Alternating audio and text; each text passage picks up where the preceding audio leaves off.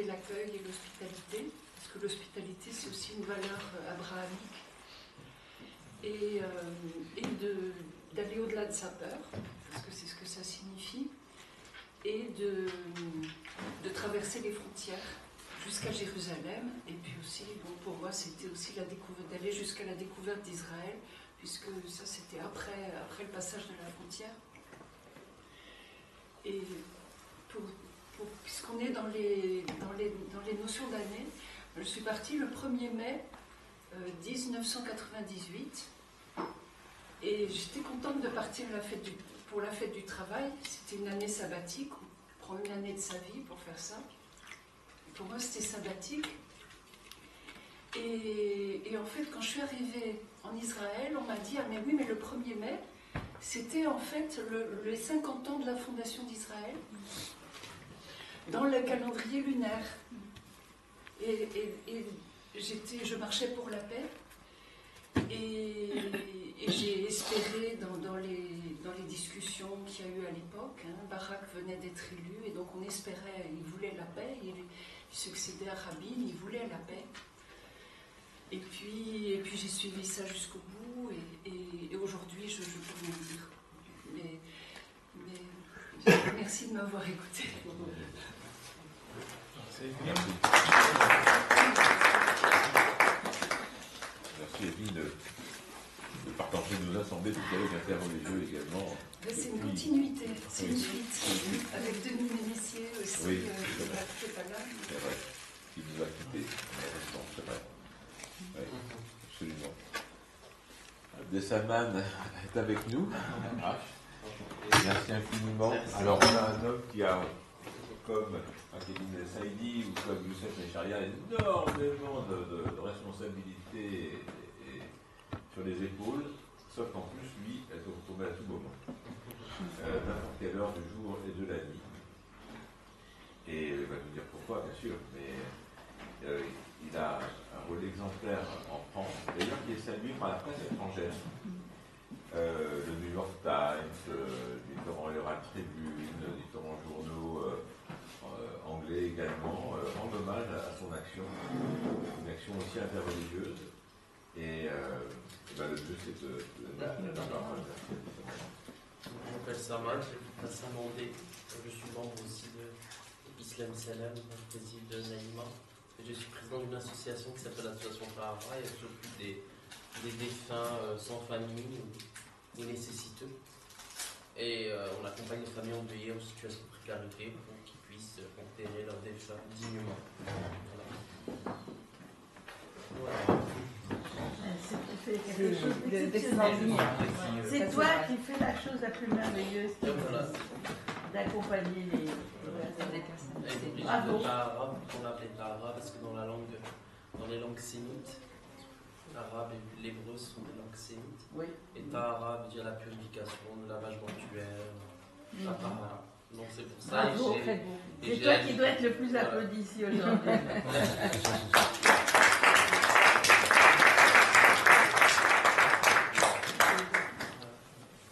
Naïma, à toi la parole.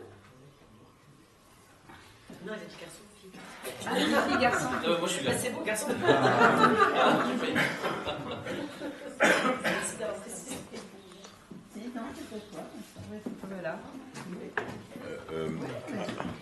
On t'écoute. Abdesaman, tu voulais pas dire autre chose, parce que j'aimerais quand même, pour l'instant, personne parmi les intervenants musulmans a expliqué pour quelle raison, comment se célèbre le Nouvel An.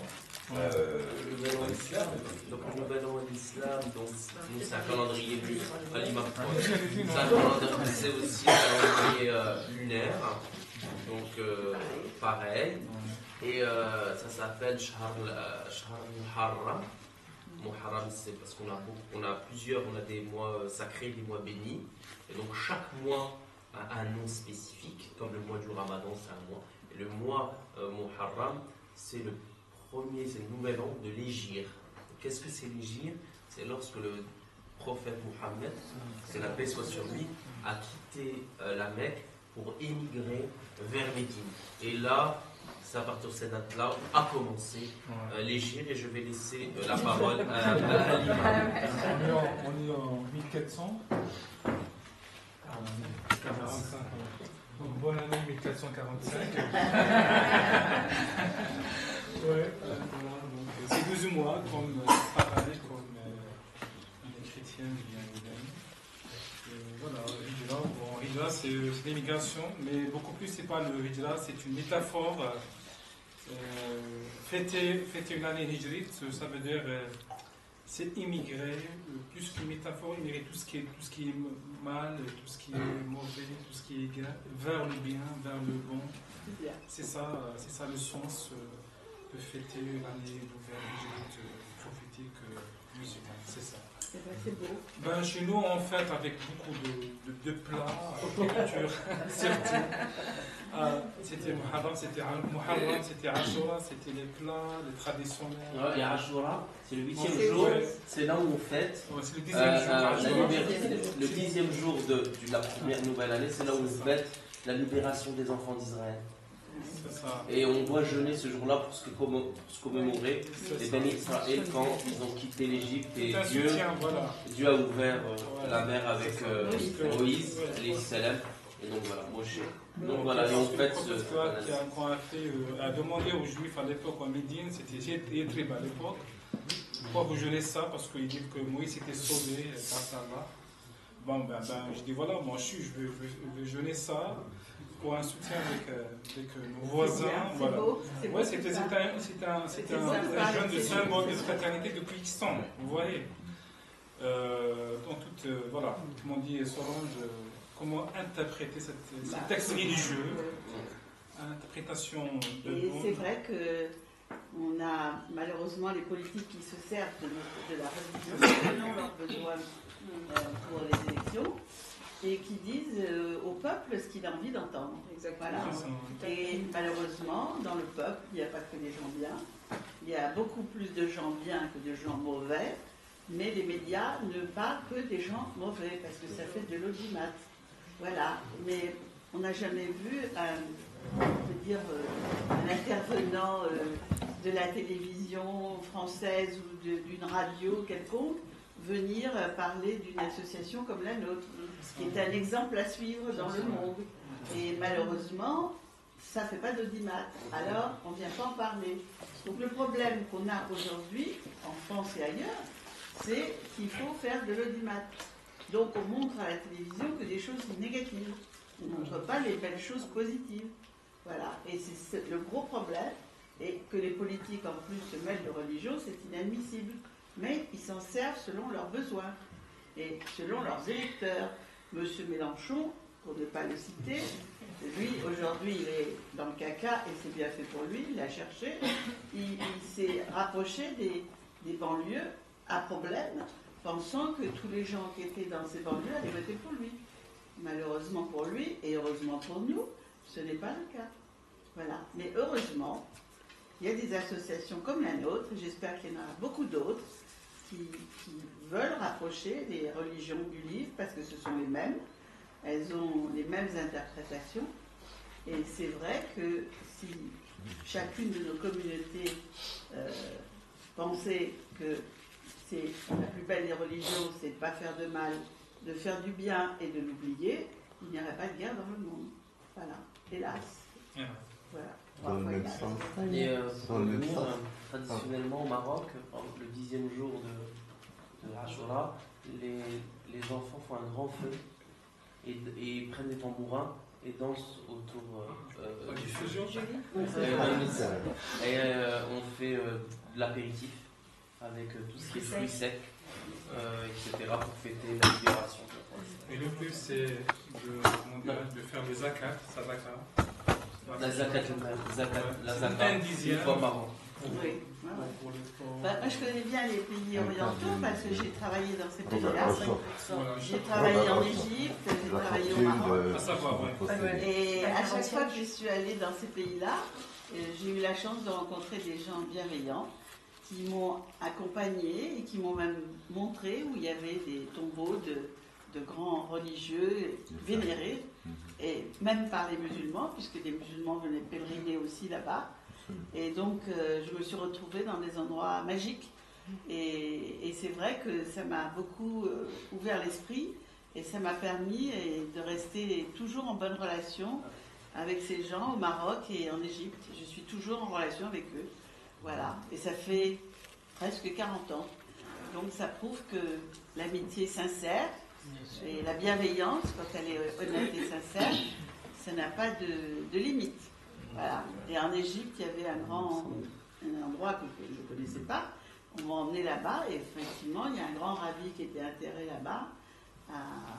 Et c'est vrai que les gens venaient du monde entier pour pèleriner là-bas. Et au Maroc aussi. Donc je suis allée voir aussi quelqu'un qui était...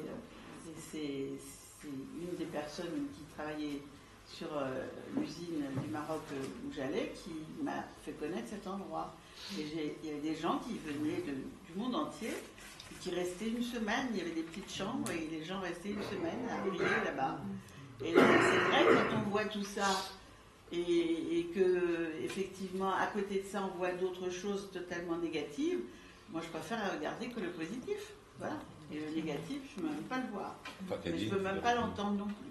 Voilà. Merci. Oui, je nous sommes tous d'accord, c'est de valoriser. Oui. Valoriser nos acquis, Ouais. valoriser Ouais. notre patrimoine commun, valoriser aussi c'est-à-dire tout ce que nous avons pu acquérir au fil de la coexistence entre les religieux. Je vais juste citer le pacte de Médine. J'ai cité tout à l'heure le Vatican. Oui. Ouais. Le Vatican. Concile Vatican 62, c'est ça? Concile Vatican 62 qui a reconnu. Oui. Pardon. Je voulais juste parler de la valorisation, valoriser ce qui est positif, patrimoine commun, valeurs qui Les réunissent, valeurs, surtout les valeurs qui les valeurs réunissent religion et autres croyances. Hein. Vous savez, les valeurs, je crois que doivent primer, doivent avoir une place primordiale, que ce soit à l'échelon de la société civile, que ce soit à l'échelon des relations internationales, humaniser. On parle maintenant du défi de l'humanisation des relations internationales auxquelles c'est une question qui se pose à l'ordre du jour. Comment chercher à humaniser les relations internationales. Je crois que c'est un point de départ. Justement, pour rester dans notre terrain de dialogue, donc le dialogue chez l'islam aussi, il a existé. Chez le Vatican, il a reconnu les religions, et 2 ans après, ça a été étendu aux autres croyances. C'est-à-dire pour créer un dialogue.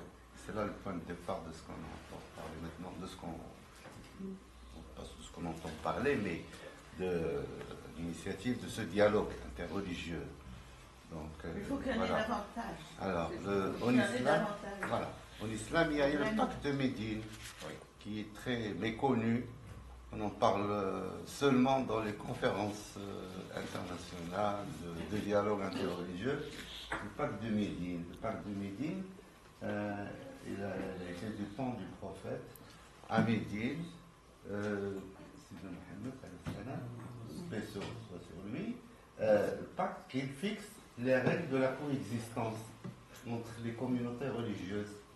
Et il prescrit certaines règles de respect, notamment dans le sens du respect des fêtes, le respect des lieux de culte, ne pas s'attaquer aux lieux de culte, le voisinage, le bon voisinage, c'est-à-dire rendre hommage quand il le faut en signe de partage des joies des voisins non religieux, c'est-à-dire ça implique un respect.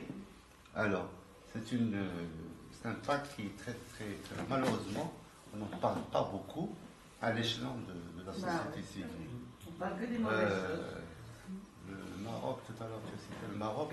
Le Maroc, c'est un exemple à part dans le monde arabe. Oui. Je dirais pas à part dans le monde arabe, parce que la présence des communautés juives était partout dans le monde arabe.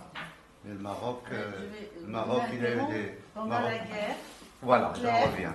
Le Maroc, il a eu des... a demandé Absolument, voilà, j'en reviens. qu'il porte l'étoile jaune. Exactement. Et le roi du Maroc a dit Il ici, s'est opposé. il n'y a pas de juifs, il n'y a que des Marocains. Exactement. Donc tout le monde porte l'étoile jaune Alors. ou personne la porte. Non. Le roi Voilà. du Maroc a été exceptionnel. Alors le roi, Faut le dire, faut le Sa dire. Majesté Mohamed V, qui s'est Ouais. opposé Ouais, du temps du protectorat français ouais, tout à fait. à toute, je veux dire, Ouais. tendance à l'époque. À l'époque. Ouais, mais il faut le dire. Donc parce c'est que un acte courageux. Un acte très courageux. Courageux. Et bien avant, bien sûr, bien avant le règne de Sultan Mohamed V, il y avait ces règles d'existence dans tout le Maroc, dans toute la région du Maroc. Le Maroc à l'époque, il était très tendu. De là, un héritage que nous avons au niveau de l'ordre juridictionnel. Le roi, il est le commandeur des croyants en vertu de la Constitution. Qu'est-ce que ça veut dire, commandeur des croyants? Il est descendant du prophète, donc ce qui lui donne une certaine situation vis-à-vis de la communauté musulmane, mais constitutionnellement, commandeur des croyants. Pourquoi? Parce qu'il y a une présence des autres religions qui étaient protégées, avec leur culte, non seulement leur lieu de culte, mais leur cimetière, tout ça. Voilà. Donc, en fait, c'est toute une histoire qui a construit le présent actuel, l'édifice actuel, et il y a une continuité. Il y a une continuité dans ce sens. Nous avons, au Maroc, restauré les lieux de culte depuis 1910. Ça a commencé depuis 2019 et ça se continue jusqu'à maintenant pour faire vivre